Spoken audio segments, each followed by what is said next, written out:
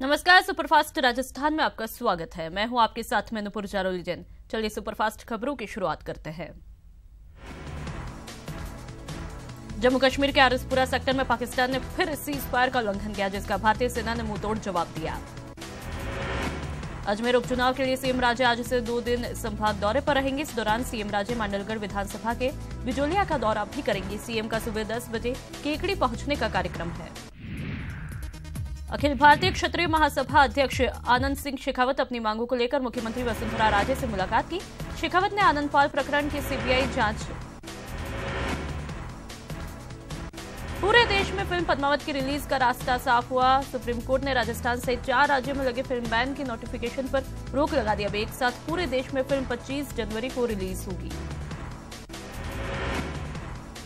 Film Padmaavat पर चल रहे विवाद के दौरान राज्यसभा सांसद अमर सिंह ने संजय लीला भंसाली पर कड़ी टिप्पणी की। अमर सिंह ने संजय लीला भंसाली पर फिल्म को जानबूझकर विवादित बनाने की बात कही।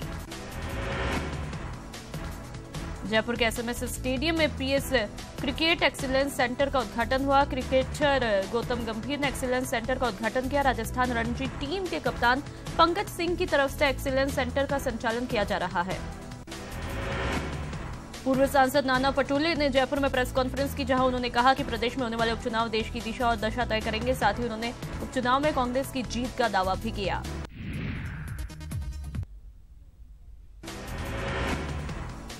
गृह मंत्री गुलाबचंद कटारिया की अध्यक्षता में कैबिनेट सब कमेटी की अहम बैठक हुई।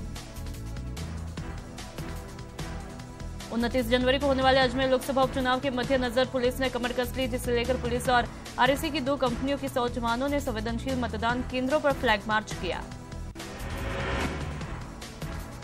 अपने ही आश्रम की नाबालिग के साथ यौन उत्पीड़न के आरोपी आसाराम मामले की कोर्ट में सुनवाई हुई। कोर्ट पहुंचे आसाराम काफी रंगीन मिजाज में नजर आए। पुलिस के एएसआई सोहनलाल को देखकर आसाराम शेरो शायरी कर बैठे।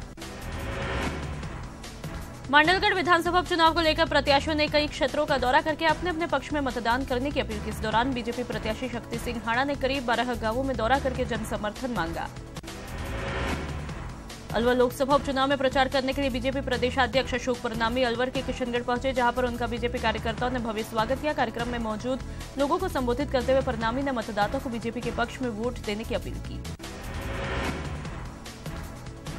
Beauty pageant Archers Mrs India 2018 season 2 का आयोजन जयपुर में होगा। 18 फरवरी को जयपुर में दूसरे सीजन के ऑडिशन होंगे, तो वहीं देश भर के करीब 19 शहरों में भी ऑडिशन लिए जाएंगे। ब्यूटी पीजेंट में पार्टिसिपेशन के लिए अब तक 60 से अधिक महिलाओं ने ऑनलाइन रजिस्ट्रेशन करवाया। जयपुर के राजभवन में पश्चिम क्षेत्र सांस्कृतिक केंद्र की गवर्निंग बॉडी और एग्जीक्यूटिव बोर्ड की संयुक्त बैठक हुई। बैठक की अध्यक्षता राज्यपाल कल्याण सिंह ने की। इस दौरान उन्होंने पश्चिम क्षेत्र सांस्कृतिक केंद्र को अपने सांस्कृतिक कार्यक्रमों का दायरा बढ़ाना होगा। प्रदेश में पीएमजीएसवाई प्रोजेक्ट के तहत हुए कार्यों की समीक्षा केंद्रीय विकास विभाग करेगा। पीएमजीएसवाई प्रोजेक्ट के दूसरे फेज की समीक्षा 22 जनवरी को नई दिल्ली में कृषि भवन में होगी, जहां पर ग्रामीण विकास विभाग के सचिव प्रदेश में हुए कार्यों की समीक्षा करेंगे। जयपुर के आदर्श नगर दशहरा मैदान में कैनल क्लब ऑफ इंडिया की तरफ से 3 और 4 फरवरी को जयपुर डॉग शो का आयोजन होने जा रहा है, जहां इस डॉग शो में म्यूजिक बीट्स पर डॉग्स रैंप पर वॉक करेंगे। साथ ही डॉग शो में विभिन्न प्रतियोगिताओं का भी आयोजन किया जाएगा। जयपुर में लक्ष्य फाउंडेशन की तरफ से women excellence and achievers award 2018 का आयोजन हुआ। समारोह में देश विदेश की 50 महिलाओं को उनके उल्लेखनीय कामों के लिए सम्मानित किया गया। समारोह में 25 श्रेणियों में अवार्ड दिए गए। कांग्रेस के पूर्व विधायक प्रताप सिंह खाचरियावास जोधपुर पहुंचे, जहां पर उन्होंने रेंज आईजी से मुलाकात करके सामराव में हुई आगजनी मामले पर चर्चा की। इस दौरान उन्होंने प्रशासन की लापरवाही और अनदेखी को लेकर नाराजगी भी जताई। प्रदेश कांग्रेस में नेतृत्व की रस्साकशी को लेकर चल रही खींचतान के बीच कोटा में कांग्रेस ने अशोक गहलोत के अभूतपूर्व स्वागत का ऐलान किया। पूर्व मंत्री शांति धारीवाल ने कोटा के सिविल लाइंस में कांग्रेस की एक सभा को संबोधित करते हुए ऐलान किया। जयपुर के वरिष्ठ अधिवक्ता एचसी गणेशिया को डी लीट की उपाधि से नवाजा गया। गणेशिया को यह उपाधि पुणे की अंजिक्या डी.वाई. पाटिल यूनिवर्सिटी के दीक्षांत समारोह के मौके पर प्रदान की। पूर्व राष्ट्रपति प्रतिभा पाटिल ने गणेशिया को यह उपाधि प्रदान की। हाईकोर्ट ने राज्य सरकार से पूछा कि यमुना का पानी झुंझुनू में कब और कैसे पहुंचेंगे, और इसके लिए हाईकोर्ट ने राज्य सरकार को जवाब देने के लिए 4 हफ्तों का समय दिया। दुष्कर्म केस में फंसे अलवर के फलाहारी बाबा के खिलाफ कोर्ट 22 जनवरी को आरोप तय करेगा। गुरुवार को फलाहारी बाबा के खिलाफ कोर्ट में आरोप पत्र तय करने को लेकर सुनवाई हुई। जयपुर के चाकसू में घूस लेते एक पटवारी को देर रात एसीबी की टीम ने गिरफ्तार किया। ये पटवारी जमीन की जमाबंदी की नकल देने के एवज में 2100 रुपए की घूस ले रहा था। उदयपुर के अंबाजी थाने में डिटेल प्रतिवेदन पेश करने गए व्यक्ति के साथ थाने में ही बिठाए रखने और मारपीट के मामले में हाईकोर्ट ने सख्ती दिखाते हुए उदयपुर के एसपी और अंबाजी थानाधिकारी नेत्रपाल सिंह को कोर्ट में तलब किया। बांसवाड़ा के महिला बाल विभाग घड़ी कार्यालय में एसीबी की टीम पहुंची और फर्नीचर के मामले में जांच की। जानकारी के मुताबिक एसीबी ने अलमारी के वजन में कमी पाई गई और टेबल की मोटाई में भी कमी पाई, जिसके बाद में टीम ने गोदाम को सीज किया। अजमेर में हरियाणा की सिरसा पुलिस ने कार्रवाई करते हुए 3 बदमाशों को गिरफ्तार किया। जानकारी के अनुसार पकड़े गए तीनों बदमाश लोकसभा उपचुनाव लड़ रहे डीएसपी अधिकार दाल पार्टी के प्रत्याशी शिव भगवान के कार्यालय पर मौजूद थे। हालांकि इस कार्रवाई से मीडिया को दूर रखा गया। नागौर के डिटवाना में छापी टोल प्लाजा पर एक निजी बस चालक ने टोल मैनेजर से मारपीट की, जिसके बाद में घायल टोल मैनेजर को मोलासर अस्पताल में भर्ती करवाया। फिलहाल पुलिस मामले की जांच में जुट गई है। आंध्र पुलिस की तरफ से भीम सिंह एनकाउंटर मामले में हाईकोर्ट जस्टिस संदीप मेहता की कोर्ट में सुनवाई हुई, जहां पर भीम सिंह की पत्नी विमला कंवर की याचिका पर सुनवाई करते हुए सीबीआई के अधिवक्ता डॉक्टर सचिन आचार्य को कोर्ट में बुलाकर नोटिस थमाया। कोटा में कैथोनीपोल थाना पुलिस ने बड़ी कार्रवाई करते हुए गांजा तस्करी कृष्ण कन्हाई दुर्गा को गिरफ्तार किया। पुलिस ने जांच के दौरान इसके पास से 6 किलो गांजा बरामद किया। जोधपुर में राजस्थान हाईकोर्ट के सीनियर जस्टिस गोपाल कृष्ण व्यास और जस्टिस विनीत कुमार माथुर की खंडपीठ के समक्ष रेंज आईजी हवा सिंह घुमरिया पेश हुए। हवा सिंह घुमरिया ने सामराव की घटना की रिपोर्ट खंडपीठ के समक्ष पेश की। नागौर के थावला थाना क्षेत्र के ग्राम रोहिसा में बीती रात एक चोर ग्रामीणों के हत्थे जड़ा। रंगे हाथों पकड़े गए चोरों की जमकर धुनाई हुई और पिटाई के बाद ग्रामीणों ने चोर और पुलिस को सौंप दिया। चूरू के सुजानगढ़ पुलिस ने 2.5 लाख की लूट के मामले में एक और आरोपी को गिरफ्तार किया। आरोपी सुरेश नायक ने पड़िहारा गांव के निवासी भगवान राम प्रजापत के साथ हुई लूट के मामले में मुख्य आरोपी मूलचंद प्रजापत को इनोवा कार उपलब्ध करवाई थी। अजमेर की बिनाई पुलिस ने जुए के खिलाफ बड़ी कार्रवाई करते हुए करीब 1.5 लाख का जुआ पकड़ा। पुलिस ने देर रात पिपरोली गांव में जुआ चलने की सूचना मिली। सूचना पर बिनाई पुलिस ने आसपास के थानों की मदद से संयुक्त कार्रवाई की।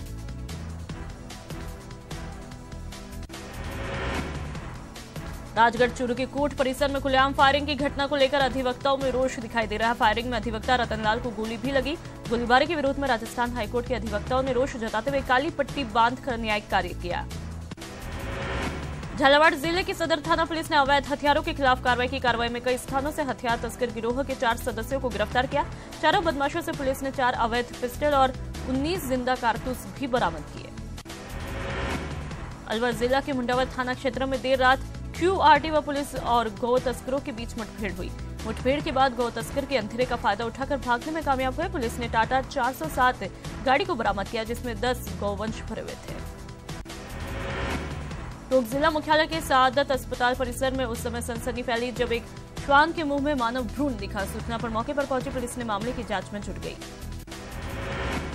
बारां जिले में वन विभाग ने अवैध खनन के खिलाफ कार्रवाई करते हुए छिपा बड़ौत के विभिन्न जगहों से अवैध खनन कर बजरी और पत्थर ले जाते हुए 5 ट्रैक्टर ट्रोलियों को जब्त किया। साथ ही 5 ट्रैक्टरों के चालकों को गिरफ्तार भी किया। धौलपुर जिले के परोआ गांव से 8 दिन पहले गायब हुए किशोर का पोखर में शव मिलने से सनसनी फैली। किशोर मानसिक रूप से विक्षिप्त था। पुलिस मामले की जांच में जुट गई। धौलपुर जिले के कंचनपुर क्षेत्र में 23 वर्षीय नवविवाहिता ने फांसी लगाकर आत्महत्या की। मृतका के परिजनों ने ससुराल वालों पर दहेज हत्या का आरोप लगाया। करौली के सपोटरा में नवजात का शव मिलने से सनसनी फैली। सूचना पर मौके पर पहुंची पुलिस ने शव को कब्जे में लेकर मामले की जांच शुरू कर दी। भरतपुर के कामा में पति से विवाद के चलते पत्नी ने जहर खाकर आत्महत्या करने की कोशिश की। परिजनों ने उसे गंभीर हालत में अस्पताल में भर्ती करवाया, जहां पर उसकी हालत गंभीर बनी हुई है। राजसमंद के बरार और ओढ़ा के जंगलों में गुरुवार को आग लगी। देखते देखते आग पूरे जंगल में फैल गई। पुलिस और दमकल की टीमें आग बुझाने के प्रयास में जुट गई। जोधपुर के सामराव में हुई आगजनी की घटना को लेकर राजपूत समाज में बड़ा आक्रोश देखने को मिल रहा है, जहां पर समाज के लोगों ने इस घटना को लेकर प्रशासन के साथ ही सरकार पर भी नाराजगी जताते हुए निशाना साधा। भीलवाड़ा में कृषि उपज मंडी में अज्ञात कारणों के चलते एक युवती ने घर में फांसी लगा के आत्महत्या की। पुलिस ने शव का पोस्टमार्टम करा के परिजनों को सौंपा। श्री गंगानगर के सूरतगढ़ में श्री सीमेंट का मुख्य गेट गिरने से हुए हादसे में श्रमिक की मौत हुई। भरतपुर के डीग मार्ग पर निजी स्कूल बस ने बाइक में टक्कर मार दी। हादसे में बाइक सवार 3 युवक घायल हुए।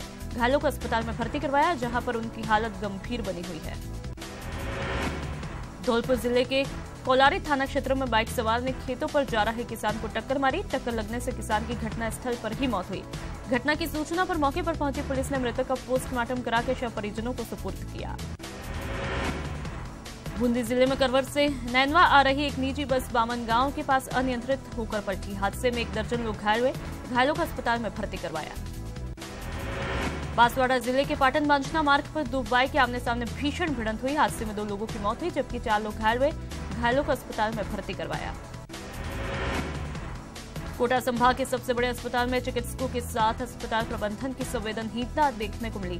कंधे में चोट के कारण एक बुजुर्ग महिला 2.5 घंटे तक अस्पताल गेट पर कहराती रही, लेकिन चिकित्सकों ने उसे भर्ती नहीं किया। गोवा के वास्को शहर में अमोनिया गैस लीक हुई, जिसकी चपेट में 2 लोग आए, जिन्हें गंभीर हालत में अस्पताल में भर्ती करवाया। देश भर में गवर्नमेंट ड्राइवर और तकनीकी कर्मचारी अपनी 15 सूत्रीय मांगों को लेकर आंदोलनरत है।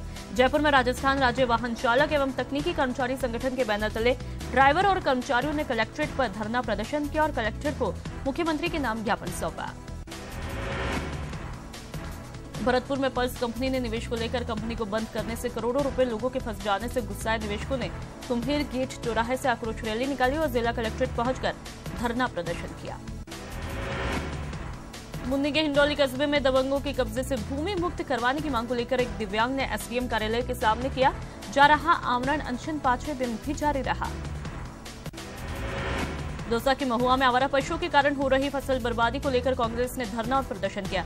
पूर्व जिला प्रमुख अजीत सिंह के नेतृत्व में सैकड़ों कांग्रेस कार्यकर्ता एसडीएम कार्यालय पहुंचकर ज्ञापन सौंपा। बाड़मेर में राष्ट्रीय स्वयंसेवक संघ ने ऐतिहासिक संक्रांति महोत्सव का आयोजन किया, जहां संघ के हजारों स्वयंसेवकों ने शहर में द्विधारा पथ संचलन निकाला। साथ ही इस दौरान सह सरकारीय वाह दत्तात्रेय होसबले मौजूद रहे। द बार एसोसिएशन जयपुर का शपथ ग्रहण समारोह आयोजित हुआ, जहां सेशन कोर्ट में आयोजित इस समारोह में जस्टिस के.एस. झवेरी और जस्टिस एस.पी. शर्मा ने नवनियुक्त कार्यकारिणी को शपथ दिलवाई। हर साल की तरह इस बार मनाया गया 255वां सवाईमाधोपुर उत्सव पूरी तरह फीका रहा, जहां रोचक कार्यक्रम नहीं होने और लोगों की सहभागिता नहीं होने के कारण सवाईमाधोपुर उत्सव की शोभा फीकी फीकी सी दिखाई दी। स्वच्छ भारत मिशन तहत सरकार ने शिक्षा नगरी कोटा को ओडीएफ घोषित कर दिया, लेकिन वार्ड नंबर 32 की लोहार बस्ती में लोग के घर 15 साल से टॉयलेट ही नहीं, जिसके कारण लोग खुले में शौच करने को मजबूर है। भरतपुर में कई दिनों बाद मौसम सुहावना रहने के बाद अचानक मौसम ने करवट ली। चारों तरफ कोहरा ही कोहरा छाया रहा। घने कोहरे के कारण लोगों की दिनचर्या पर काफी फर्क पड़ा। जलदाय विभाग में इंजीनियर्स की लापरवाही के विभाग के आलाधिकारी भी परेशान है। पीएचडी सुरेंद्र गोयल और प्रमुख शासन सचिव की तरफ से विभाग की छवि सुधारने और राजस्व बढ़ाने के लिए एक के बाद एक आदेश और निर्देश जारी किए जा रहे हैं। इस वक्त की बड़ी खबर आपको बता दें, पाकिस्तान ने फिर तोड़ा सीजफायर। 25-30 पोस्टों पर पाकिस्तान की तरफ से फायरिंग। बीएसएफ की तरफ से लगातार मुंहतोड़ जवाब दिया जा रहा है और फायरिंग में 2 आम नागरिकों की मौत हुई। आपको बता दें, एलओसी और इंटरनेशनल बॉर्डर पर यह फायरिंग हो रही है। आरएसपुरा, अरनिया और रामगढ़ में यह फायरिंग हो रही है। आपको बता दें, बुधवार को आरएसपुरा में शहीद हुए थे बीएसएफ के जवान। इस वक्त की बड़ी खबर, पाकिस्तान ने फिर तोड़ा सीजफायर। 25-30 पोस्टों पर पाकिस्तान की तरफ से फायरिंग की जा रही है। बीएसएफ की तरफ से लगातार इसका मुंहतोड़ जवाब भी दिया जा रहा है। फायरिंग में 2 आम नागरिकों की मौत हुई है और एलओसी और इंटरनेशनल बॉर्डर पर फायरिंग चल रही है। आरएसपुरा, अरनिया और रामगढ़ में ये फायरिंग लगातार जारी है। बुधवार को आरएसपुरा में शहीद हुए थे बीएसएफ के जवान। एक बार फिर से पाकिस्तान ने सीज फायर का उल्लंघन किया। 25-30 पोस्टों पर पाकिस्तान की तरफ से फायरिंग की जा रही है, जिसका मुंहतोड़ जवाब बीएसएफ की तरफ से भी दिया जा रहा है। फायरिंग में 2 आम नागरिकों की मौत हुई, तो वहीं एलओसी और इंटरनेशनल बॉर्डर पर यह फायरिंग हो रही है। आरएसपुरा, अरनिया और रामगढ़ में ये फायरिंग चल रही है। बुधवार को आरएसपुरा में आपको बता दें, बीएसएफ के जवान भी शहीद हुए थे। बड़ी खबर, पाकिस्तान ने फिर तोड़ा सीज फायर। 25-30 पोस्टों पर पाकिस्तान की तरफ से फायरिंग लगातार जारी है। बीएसएफ की तरफ से भी इसका लगातार मुंहतोड़ जवाब दिया जा रहा है। फायरिंग में 2 आम नागरिकों की मौत हुई है। एलओसी और इंटरनेशनल बॉर्डर पर यह फायरिंग चल रही है। आपको बता दें, आरएसपुरा, अरनिया और रामगढ़ में यह फायरिंग चल रही है। बुधवार को आरएसपुरा में शहीद हुए थे बीएसएफ के जवान।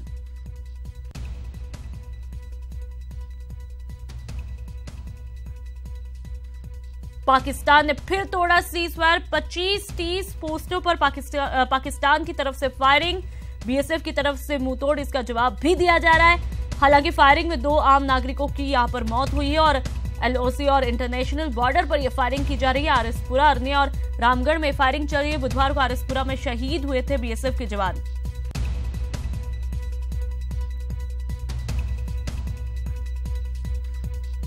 पाकिस्तान ने फिर तोड़ा सीजफायर। 25-30 पोस्टों पर पाकिस्तान की तरफ से फायरिंग, बीएसएफ की तरफ से लगातार इसका मुंहतोड़ जवाब भी दिया जा रहा है। फायरिंग में 2 आम नागरिकों की मौत हुई। एलओसी और इंटरनेशनल बॉर्डर पर यह फायरिंग चल रही है। आरएसपुरा, अरनिया और रामगढ़ में फायरिंग की जा रही है। बुधवार को आरएसपुरा में शहीद हुए थे बीएसएफ के जवान।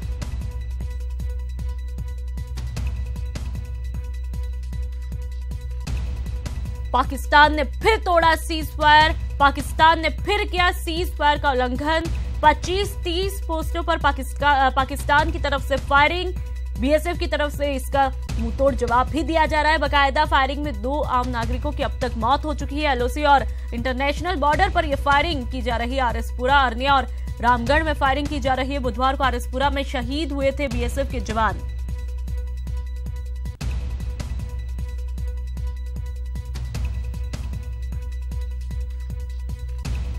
पाकिस्तान ने फिर तोड़ा सीजफायर। इस वक्त की बड़ी और अहम खबर, पाकिस्तान ने फिर तोड़ा सीजफायर। सीजफायर का उल्लंघन पाकिस्तान द्वारा फिर किया गया।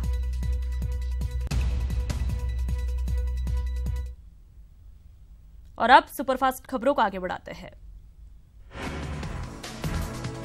केंद्रीय राजस्व मंत्रालय की तरफ से आयोजित 2 दिवसीय 50वीं उत्तर भारत खेलकूद प्रतियोगिता से जयपुर में शुरू हुई।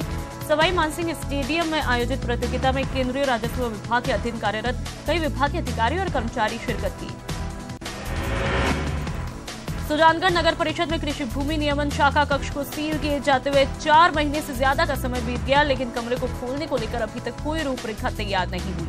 कमरा सीज रहने के कारण आम लोगों के काम अटके पड़े। एक देश एक कानून और एक देश को लेकर चलाए जा रहे अभियान के तहत भारतीय जन फाउंडेशन ने राजस्थान इकाई का गठन किया। राजस्थान इकाई का अध्यक्ष कमल किशोर चाणक्य को बनाया गया। फाउंडेशन के राष्ट्रीय संगठन मंत्री रामकृपाल सिंह ने देश में एक टैक्स की मांग की है। जवाहर कला केंद्र के शिल्पग्राम में जयपुर कला महोत्सव का आयोजन किया जा रहा है। प्रतिभा एजुकेशनल डेवलपमेंट रिसर्च सोसाइटी की तरफ से 5 दिवसीय फेस्टिवल में विश्व भर के कलाकार अपनी कला का प्रदर्शन कर रहे हैं। उदयपुर में उदयपुर सेंट्रल कोऑपरेटिव बैंक की 62वीं आम सभा मनाई गई। ये सभा राजस्थान विद्यापीठ विश्वविद्यालय के सभागार में आयोजित हुई, जिसमें बैंक की तरफ से वार्षिक प्रतिवेदन पेश किया गया। धौलपुर में डॉक्टर राम शर्मा की स्मृति में डॉक्टर मंगल सिंह चिकित्सालय में विशाल रक्तदान शिविर का आयोजन किया। इस विशाल रक्तदान शिविर में युवाओं, बुजुर्गों, महिलाओं के साथ ही शहर की बेटियों ने भी बढ़ चढ़कर भाग लिया। बूंदी नगर परिषद के उदासीन रवैये के कारण शहर में धीमी गति से किए जा रहे सीवरेज लाइन डालने के कार्य के चलते लोगों को भारी परेशानियों का सामना करना पड़ रहा है। सादुलपुर कोर्ट परिसर में हुई गोलीबारी के विरोध में लोगों ने गुरुवार को एसडीएम इंद्राज सिंह को राज्यपाल के नाम ज्ञापन सौंपा। लोगों ने एसडीएम कोर्ट के आगे सुरक्षा व्यवस्था के खिलाफ नारेबाजी करते हुए विरोध जताया। अजमेर में जीआरपी एसपी सुनील विश्नोई ने क्राइम मीटिंग की और बैठक में 2017 के अपराधों सहित साल 2018 में किए जाने वाले कार्यों को लेकर जीआरपी अधिकारियों के साथ चर्चा की। करौली में स्वच्छता मिशन को सफल बनाने के लिए नगर परिषद ने दुकानदारों को डस्टबिन का वितरण किया, साथ ही कूड़े के डस्टबिन में डालने की भी सलाह दी। टिब्बी क्षेत्र के कबीर धर्मशाला में गुरुवार को ग्रामीणों के सहयोग से खेल प्रतिभा सम्मान समारोह का आयोजन किया गया। समारोह के मुख्य अतिथि पीआरओ सुरेश बिश्नोई थे। इस मौके पर स्टेट चैंपियन और राष्ट्रीय स्तर के खिलाड़ियों का सम्मान किया।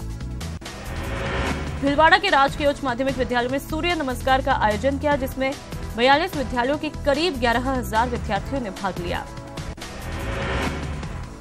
बूंदी में देव नारायण जयंती के मौके पर गुर्जर समाज के लोगों ने भव्य कलश यात्रा निकाली। इस मौके पर समाज की भारी संख्या में लोग मौजूद रहे।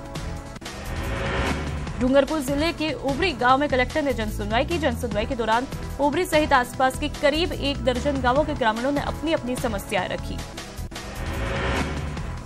जालोर में कांस्टेबल भर्ती परीक्षा में चयनित किन्नर की नियुक्ति मामला का तूल पकड़ता जा रहा है। दरअसल कांस्टेबल के पद पर चयनित होने के बाद भी गंगा कुमारी की नियुक्ति नहीं हुई। मामले को लेकर याचिकाकर्ता ने एक बार फिर न्यायालय का दरवाजा खटखटाया।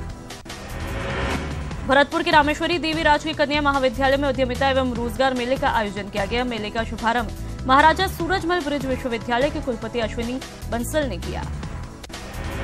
डूंगरपुर नगर परिषद ने स्वच्छता सर्वेक्षण को लेकर अपनी तैयारियां तेज कर दी। आगामी 21 जनवरी को नगर में स्वच्छता महारैली निकाली जाएगी, जिसमें देश विदेश के कलाकारों के साथ ही हजारों की संख्या में स्कूली बच्चे और शहरवासी भाग लेकर स्वच्छ डूंगरपुर का संदेश देंगे। हिंडौन सिटी शहर को स्वच्छता सर्वेक्षण में रैंकिंग सुधार के लिए उप जिला कलेक्टर और वार्ड पार्षद लेखिंद्र चौधरी ने डस्टबिन का वितरण किया। इस दौरान नगर परिषद अधिकारियों ने लोगों को डस्टबिन का उपयोग करने का संकल्प दिलवाया। उदयपुर में रेजिडेंट डॉक्टर मोज मालव और राम शर्मा की याद में रेजिडेंट डॉक्टर ने रक्तदान किया। एमबी अस्पताल के ब्लड बैंक में आयोजित शिविर में 150 से भी ज्यादा मेडिकल स्टूडेंट्स ने रक्तदान किया। झालावाड़ नगर परिषद की तरफ से शहर में घर घर कचरा संग्रहण योजना की शुरुआत की गई। इसके लिए 11 कचरा संग्रहण वाहनों की पूजा करके इनका लोकार्पण किया। नगर परिषद आयुक्त राजेंद्र सिंह चारण ने वाहनों को शहर के अलग अलग हिस्सों में रवाना किया। बीकानेर शहर को नगर निगम प्रशासन की तरफ से ओडीएफ घोषित किए जाने का विरोध करते हुए कांग्रेस पार्षदों ने महापौर नारायण चोपड़ा को गुलदस्ता भेंट करके अपना विरोध दर्ज करवाया। नेता प्रतिपक्ष जावेद परिहार ने कहा कि केवल दिखावे के लिए महापौर ने बीकानेर शहर को ओडीएफ घोषित किया। राजसमंद में विधायक किरण माहेश्वरी की पहल सर्व समाज के सामूहिक विवाह समारोह का दूसरा आयोजन हुआ। आयोजन में विभिन्न समाजों के 30 जोड़ों को विवाह संपन्न करवाया। बीकानेर में प्रधानाचार्य की डीपीसी के बाद शिक्षा निदेशालय के शिविर भवन में काउंसलिंग का आयोजन किया, जिसमें 150 के करीब प्रधानाचार्यों को पोस्टिंग दी गई। शहर विकास मंत्रालय की तरफ से जारी सूची में भिलवाड़ा को ओडीएफ घोषित करने पर नगर परिषद में खुशी की लहर छा गई। सभापति ललिता समदानी ने कर्मचारी को मिठाई खिलाकर खुशी जाहिर की और शहरवासियों को बधाई दी। मंडलगढ़ विधानसभा क्षेत्र में अब चुनाव प्रचार अपने चरम पर आने लगा है। बीजेपी, कांग्रेस और निर्दलीय उम्मीदवारों ने गांव-गांव और घर-घर जनसंपर्क कर अपने अपने पक्ष में समर्थन जुटाना शुरू किया।